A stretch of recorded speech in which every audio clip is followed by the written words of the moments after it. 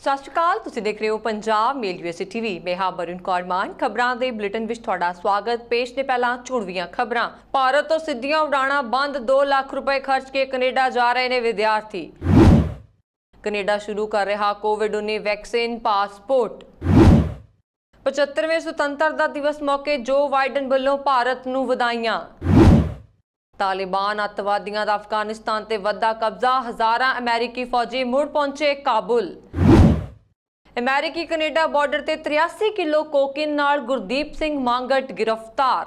ਤੇ ਹੁਣੇ ਨਾ ਖਬਰਾਂ ਦਾ ਵਿਸਥਾਰ।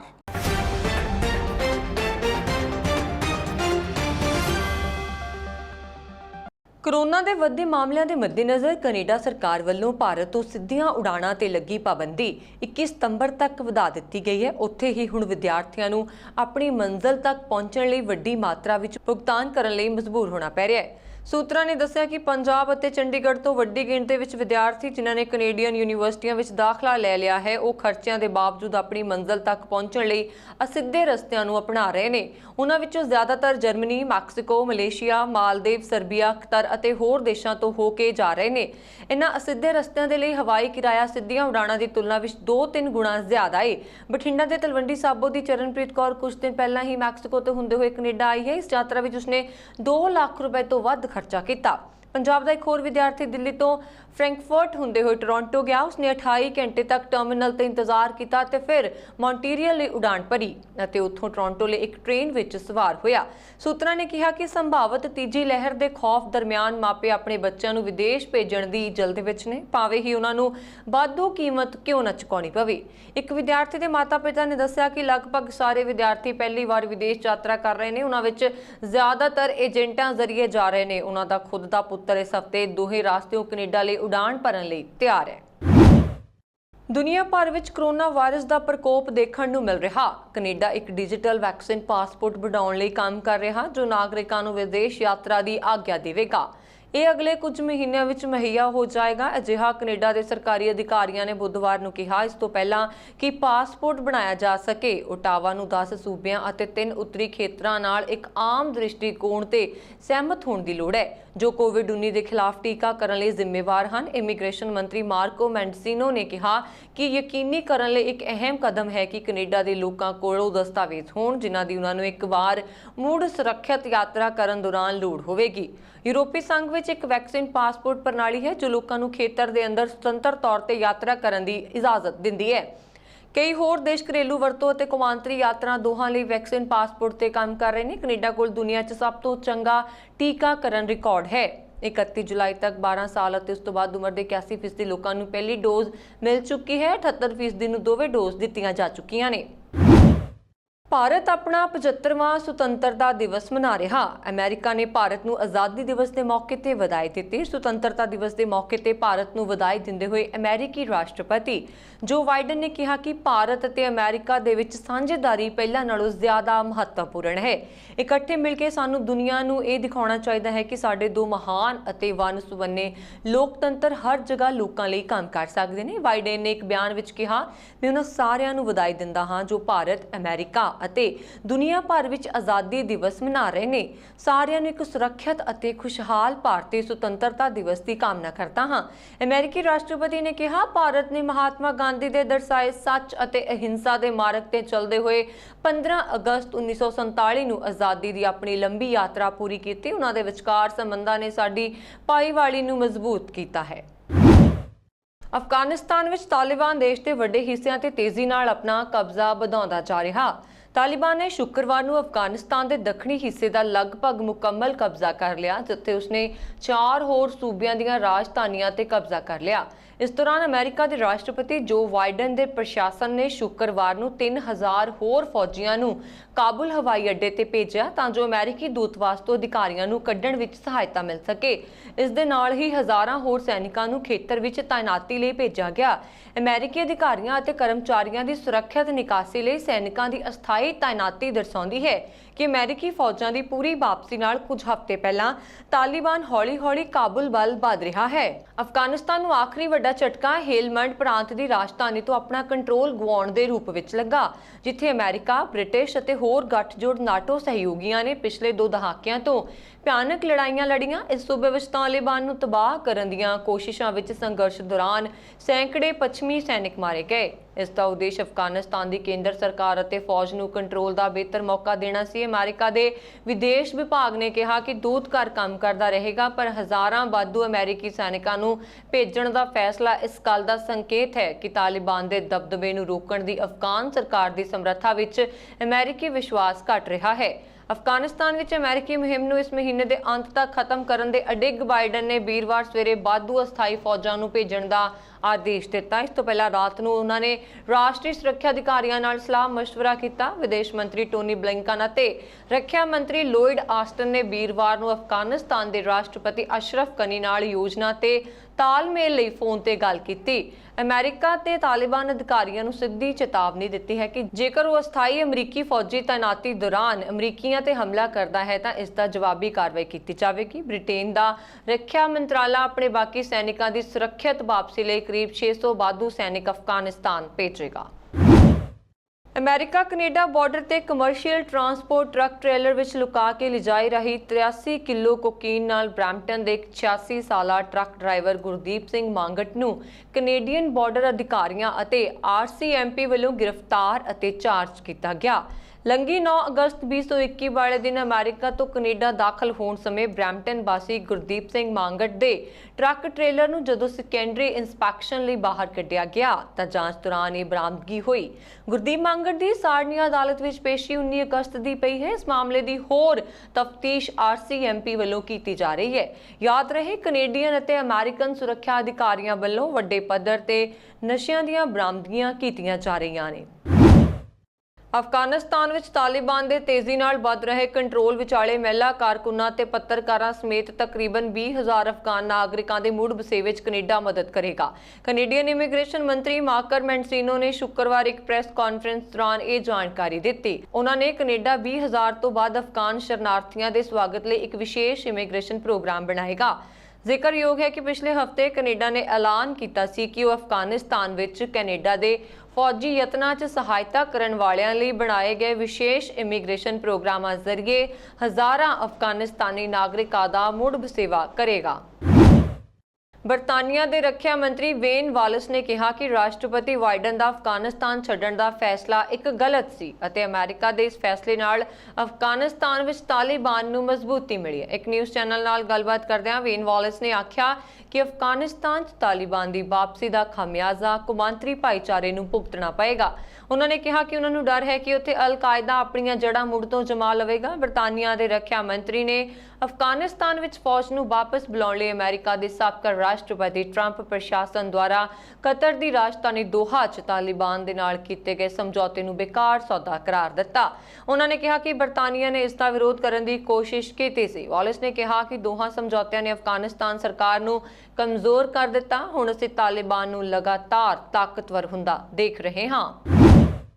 ਮੁੱਖ ਮੰਤਰੀ ਕੈਪਟਨ ਅਮਰਿੰਦਰ ਸਿੰਘ ਵੱਲੋਂ ਚੰਡੀਗੜ੍ਹ ਵਿਖੇ ਕੋਵਿਡ-19 ਸਮੀਖਿਆ ਮੀਟਿੰਗ ਦੌਰਾਨ ਸੂਬੇ 'ਚ ਦਾਖਲ ਹੋਣ ਵਾਲੇ ਸਾਰੇ ਲੋਕਾਂ ਲਈ ਸੋਮਵਾਰ ਤੋਂ ਮੁਕੰਮਲ ਕੋਵਿਡ-19 ਟੀਕਾਕਰਨ ਜਾਂ RT-PCR ਦੀ ਨੈਗੇਟਿਵ ਰਿਪੋਰਟ ਲਾਜ਼ਮੀ ਕਰਨ ਦੇ ਹੁਕਮ ਦਿੱਤੇ ਗਏ, ਜਦੋਂ ਕਿ ਸੂਬੇ ਅੰਦਰ ਕੋਵਿਡ-19 ਟੈਸਟਾਂ ਨੂੰ ਵਧਾ ਕੇ ਘੱਟੋ-ਘੱਟ 60,000 ਪ੍ਰਤੀ ਦਿਨ ਕਰਨ ਦੇ ਆਦੇਸ਼ ਦਿੱਤੇ ਗਏ। ਸਕੂਲਾਂ 'ਚ ਕੋਵਿਡ-19 ਦੇ ਮਾਮਲਿਆਂ ਦੀਆਂ ਰਿਪੋਰਟਾਂ ਦਰਮਿਆਨ ਨਿਰਦੇਸ਼ ਦਿੱਤੇ ਕਿ ਸਿਰਫ ਮੁਕੰਮਲ ਟੀਕਾਕਰਨ ਵਾਲੇ ਟੀਚਿੰਗ ਅਤੇ ਨਾਨ ਟੀਚਿੰਗ ਸਟਾਫ ਜੋ ਹਾਲ ਹੀ 'ਚ ਕੋਵਿਡ-19 ਤੋਂ ਸਿਹਤਯਾਬ ਹੋਏ ਹਨ ਸਕੂਲਾਂ ਤੇ ਕਾਲਜਾਂ 'ਚ ਨਿੱਜੀ ਤੌਰ ਤੇ ਪੜ੍ਹਾਉਣਗੇ ਤੇ ਸਾਰੇ ਬੱਚਿਆਂ ਲਈ ਆਨਲਾਈਨ ਪੜ੍ਹਾਈ ਦਾ ਬਦਲ ਉਪਲਬਧ ਰਹੇਗਾ।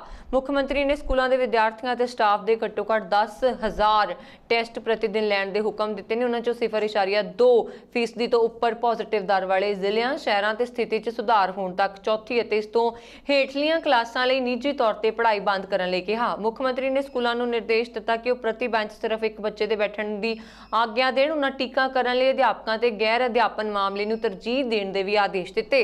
ਵਿਸ਼ੇਸ਼ ਕੈਂਪ ਲਾ ਕੇ ਇਸ ਮਹੀਨੇ ਦੇ ਅੰਦਰ ਟੀਕਾਕਰਨ ਦੀ ਪਹਿਲੀ ਖੁਰਾਕ ਯਕੀਨੀ ਬਣਾਉਣ ਤੇ ਦੂਜੀ ਖੁਰਾਕ ਲਈ ਵੀ ਉਹਨਾਂ ਨੂੰ ਤਰਜੀਹ ਦੇਣ ਲਈ ਕਿਹਾ। ਮੁੱਖ ਮੰਤਰੀ ਨੇ ਕਿਹਾ ਕਿ ਮੁਕੰਮਲ ਟੀਕਾਕਰਨ ਅਤੇ RT-PCR ਦੀ ਨੈਗੇਟਿਵ ਰਿਪੋਰਟ ਦਾ ਨਿਯਮ ਉਹਨਾਂ ਸਭਨਾਂ ਤੇ ਲਾਗੂ ਹੋਵੇਗਾ ਜੋ ਪੰਜਾਬ 'ਚ ਸੜਕੀ, ਰੇਲ ਜਾਂ ਹਵਾਈ ਮਾਰਗ ਰਾਹੀਂ ਦਾਖਲ ਹੋਣਗੇ। ਉਹਨਾਂ ਨੇ ਕਿਹਾ ਕਿ ਇਹਨਾਂ ਦੋਹਾਂ 'ਚ ਕੋਈ ਵੀ ਨਾ ਹੋਣ ਦੀ ਸੂਰਤ 'ਚ ਉਸ ਵਿਅਕਤੀ ਦਾ RAT ਟੈਸਟ ਲਾਜ਼ਮੀ ਹੋਵੇਗਾ, ਬਸ਼ਰਤੇ ਕਿ ਉਹ ਹਾਲ ਹੀ 'ਚ COVID-19 ਤੋਂ ਠੀਕ ਹੋਇਆ ਹੋਵੇ। ਨਿਊਯਾਰਕ ਸਿਟੀ ਦੇ ਇੱਕ ਬੀਚ ਤੇ ਵੀਰਵਾਰ ਨੂੰ ਅਸਮਾਨੀ ਬਿਜਲੀ ਡਿੱਗਣ ਕਰਕੇ 13 ਸਾਲਾ ਲੜਕੇ ਦੀ ਮੌਤ ਹੋ ਗਈ। ਪੁਲਿਸ ਵਿਭਾਗ ਨੇ ਜਾਣਕਾਰੀ ਦਿੰਦਿਆਂ ਦੱਸਿਆ ਕਿ ਨਿਊਯਾਰਕ ਦੇ ਬ੍ਰੌਂਕਸ ਵਿਚਲੇ ਔਰਚਾਰਡ ਬੀਚ ਤੇ ਵੀਰਵਾਰ ਸ਼ਾਮ ਨੂੰ 5 ਵਜੇ ਦੇ ਕਰੀਬ ਤੂਫਾਨ ਦੇ ਚਲਦਿਆਂ ਲਗਭਗ 7 ਲੋਕਾਂ ਤੇ ਆਸਮਾਨੀ ਬਿਜਲੀ ਡਿੱਗੀ। ਇਸ ਹਾਦਸੇ ਕਾਰਨ 7 ਲੋਕਾਂ ਵਿੱਚੋਂ 13 ਸਾਲਾ ਲੜਕੇ ਕਾਰਲੋਸ ਦੀ ਜੈਕੋਬੀ ਮੈਡੀਕਲ ਸੈਂਟਰ ਵਿੱਚ ਮੌਤ ਹੋ ਗਈ।